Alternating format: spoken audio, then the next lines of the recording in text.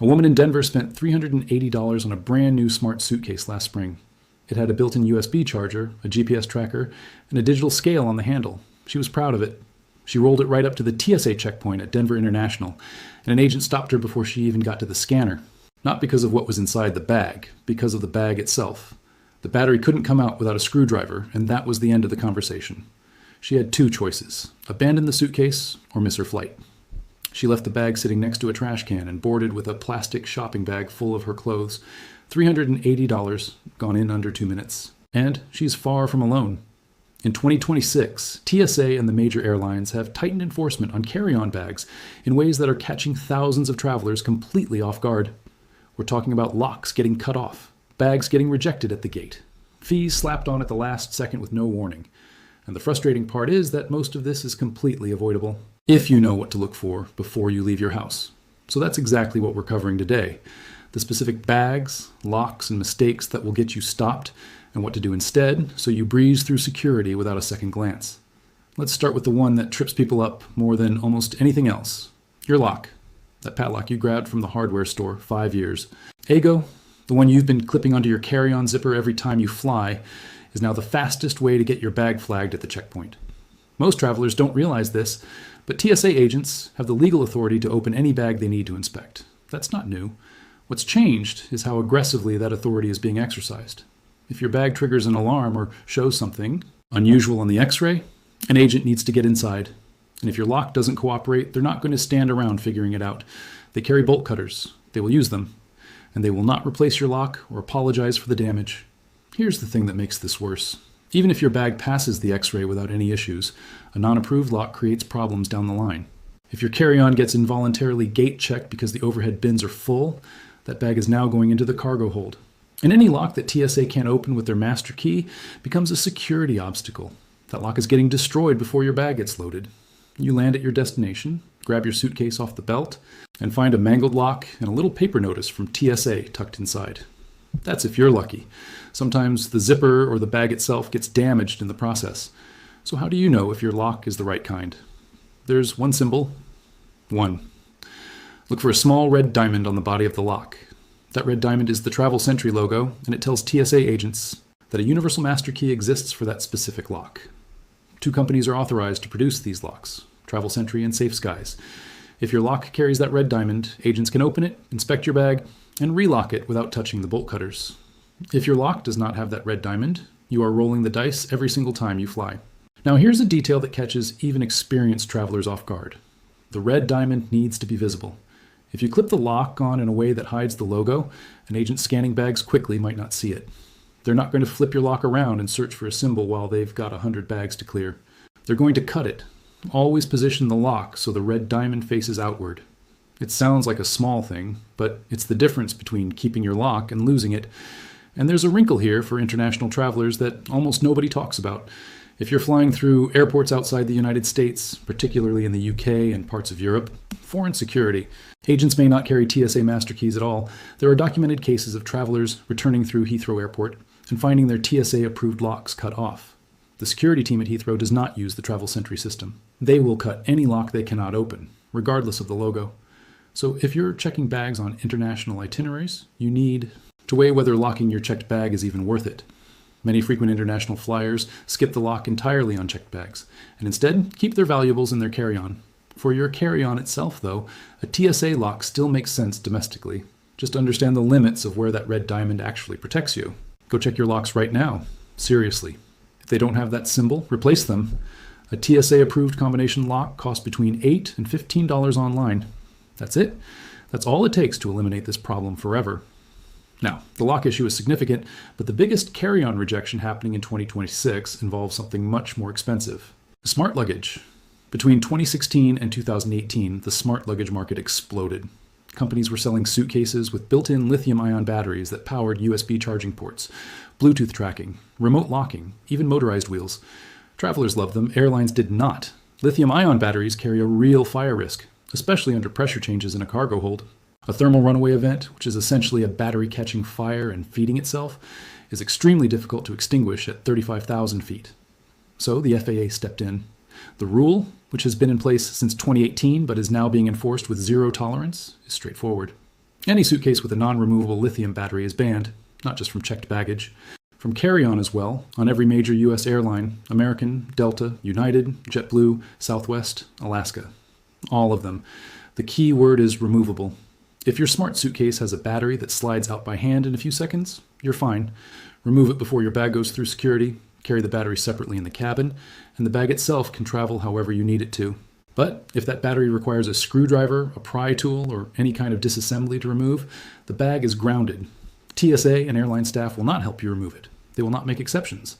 There have been documented cases of travelers abandoning expensive suitcases at the gate because they didn't realize the battery was permanently installed. And the problem extends beyond just the initial security checkpoint. Say your smart bag has a removable battery and you're carrying it on. Great. But then the overhead bins fill up. A flight attendant tells you your carry-on needs to be gate checked into the cargo hold. Now you've got about 30 seconds to pop that battery out before the bag goes downstairs. If you fumble it, or if the removal mechanism is tricky, you're holding up the boarding process and creating a scene. Passengers behind you are getting restless. The flight attendant is waiting. It's a stressful moment that smart luggage owners deal with more often than you'd think. Here's what I want you to do right now if you own any kind of smart luggage. Pick up the bag. Find the battery compartment. It's usually near the handle or along the side. Try to pull the battery out with just your fingers. No tools. If it slides out cleanly, you're good. Practice doing it quickly. If it doesn't budge, or if you need anything other than your hands to remove it, that bag cannot fly. You either need to permanently remove the battery, making it a regular suitcase, or replace the bag entirely. Newer models from brands like Away, Samsonite, and Travel Pro have been redesigned with quick-release battery compartments specifically to comply with these regulations. If you're shopping for a replacement, look for bags that specifically advertise FAA-compliant removable batteries. This ties directly into something even more important: bag size enforcement. The carry-on size limit for most major U.S. airlines hasn't actually changed. It's still 22 by 14 by 9 inches for American, Delta, United, JetBlue, and Alaska. Southwest allows slightly larger at 24 by 16 by 10. What has changed dramatically is how that limit is being enforced. For years, airlines relied on the honor system. You rolled your bag onto the plane, shoved it in the overhead bin, and nobody said a word. Those days are over. In 2026, airlines are measuring bags at the gate. Some are using automated sizing scanners. Others have gate agents physically checking dimensions with metal sizing frames before you board. And these measurements include everything: wheels, telescoping handles, bulging pockets, external straps. If any part of your bag pushes beyond those dimensions, it doesn't fit, and you're not negotiating your way past. This is a problem because a lot of bags marketed as carry-on size actually exceed the limit once they're fully packed. Soft-sided bags expand. Overstuffed compartments bulge. Wheels and handles add inches that manufacturers sometimes don't include in their advertised dimensions. The bag that technically measured 21 inches in the store is now 23 inches with the wheels and a full load of clothes, and the gate agent with the sizing frame does not care what the tag says. And here's where it gets expensive. If your bag fails the size check at the gate, it gets gate checked. The gate check fee ranges from $35 on the low end to over $100 on some carriers, depending on when and how you pay. Compare that to checking a bag online in advance, which might cost $25 to $30. You're paying a premium for being unprepared. On budget carriers, the math gets even worse. Frontier, Spirit, and Allegiant have completely different bag structures. On these airlines, your only truly free bag is a personal item, typically a small backpack or purse that fits under the seat in front of you at roughly 18 by 14 by 8 inches. Anything that goes in the overhead bin is a carry-on, and carry-on fees on these airlines start around $60 if you pay at booking and can climb past $100 if you wait until the gate. A traveler named Marcus, 34, learned this the hard way at Fort Lauderdale last January. He flew Spirit with a standard rolling carry-on, assuming it was included. At the gate, he was charged $89 on a $62 ticket. The fee was more than the flight. That's not an exaggeration. That's Tuesday on a budget carrier. So measure your bag. Get a tape measure. Include the wheels from bottom to top. Include the handle when it's fully collapsed. Include the depth from front to back with the bag fully packed. If you're over 22 by 14 by 9, you need a different bag or you need to pack lighter. A small luggage scale helps too. While domestic carriers rarely enforce weight limits, on carry-ons, international flights are a different story, and the enforcement is getting stricter across the board. Now, this next issue isn't about the bag itself. It's about what's inside it, specifically power banks and spare lithium batteries. Every portable charger, every spare camera battery, every loose lithium-ion cell you own must travel in your carry-on. Not in checked baggage. Never in checked baggage. This is an FAA regulation driven by fire safety, and in 2026, TSA is enforcing it with real consequences. The rule breaks down by watt hours, batteries under 100 watt hours, which covers most smartphones, laptops, standard power banks, and tablets. Don't require any special approval. Just keep them in the cabin with you.